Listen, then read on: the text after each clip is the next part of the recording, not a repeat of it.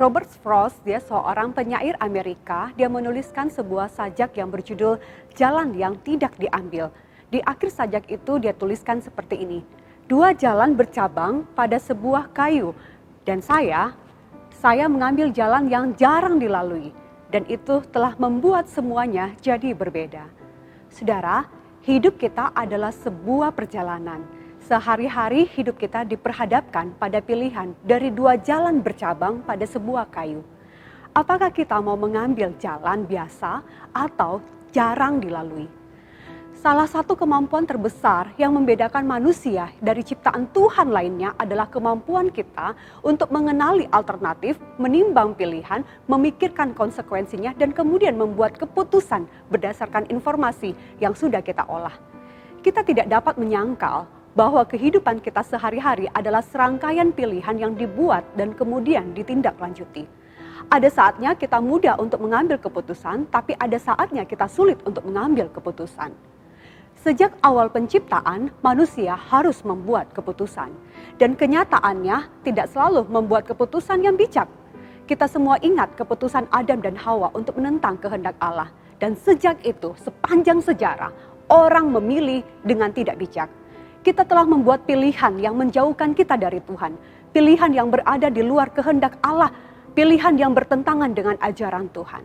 Saudara, Yosua memandangi sidang Israel dan dia melihat semua laki-laki dan perempuan dan anak-anak dari umat pilihan Allah. Beberapa di antaranya telah memilih untuk mengikuti Allah.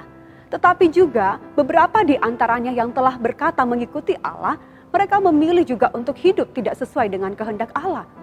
Selain itu dia melihat bahwa masih banyak orang yang juga memilih untuk menyingkirkan Allah dan menggantikan dengan Allah-Allah yang lain. Memilih untuk menyembah berhala yang tidak berdaya dari bangsa-bangsa yang ada di negeri itu. Saudara, kepada gabungan semua kelompok inilah di mana Allah telah menunjukkan kesetiaan, kuasanya dan pemenuhan janjinya. Yosua berkata, tetapi jika kamu anggap tidak baik untuk beribadah kepada Tuhan, pilihlah pada hari ini kepada siapa kamu akan beribadah. Allah yang kepadanya nenek moyangmu beribadah di seberang sungai Efrat, atau Allah orang Amori yang negerinya kamu diami ini. Tetapi aku dan seisi rumahku, kami akan beribadah kepada Tuhan. Saudara, memilih apa atau kepada siapa kita akan beribadah adalah pilihan paling penting dalam hidup kita. Ketika kita memilih untuk mengesampingkan para dewa dunia dan beribadah kepada Tuhan, pencipta dan penebus, maka hidup kita akan menjalani jalan yang berbeda. Memilih untuk beribadah kepada Tuhan bukan berarti meningkatkan ritual keagamaan kita, tetapi kita memilih menaati Tuhan di setiap aspek hidup kita. Memilih untuk beribadah kepada Tuhan bukanlah pilihan yang dianggap enteng, juga bukan pilihan yang ceroboh, dan juga bukan pilihan yang dapat ditawar-tawar. Memilih untuk mengikuti Allah adalah pilihan yang setiap saat kita harus buat.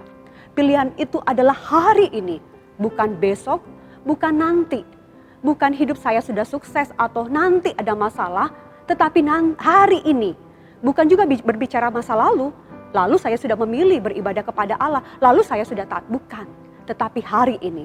Sehingga sampai kapanpun undangan sekaligus tantangan Yosua untuk beribadah kepada Tuhan adalah pilihan setiap hari yang harus kita pilih. Saudara, setiap kali kita mengatakan ya untuk sesuatu, itu berarti kita mengatakan tidak untuk pilihan lain yang mungkin. Mengatakan ya kepada Tuhan berarti tidak untuk semua ide, filosofi, dan tindakan lain yang bertentangan dengan ajaran Kristus. Eleanor Roosevelt pernah berkata, filsafat seseorang bukanlah diungkapkan dengan kata-kata. Itu diungkapkan dalam pilihan yang dibuat seseorang. Dalam jangka panjang, kita membentuk hidup kita dan membentuk diri kita sendiri. Prosesnya tidak pernah berakhir sampai kita mati. Dan pilihan yang kita buat pada akhirnya adalah tanggung jawab kita. Saudara, di bulan keluarga ini kita ditantang lagi kepada siapa kita akan beribadah. Apakah keluarga kita akan memilih beribadah kepada Allah Israel atau Allah bangsa-bangsa lain? Kepada Allah yang sudah menyelamatkan dan menebus kita di dalam Kristus, atau beribadah kepada ilah-ilah modern yang berusaha merebut hati kita? Pilihan ada di tangan Anda, pilihlah dengan bijak.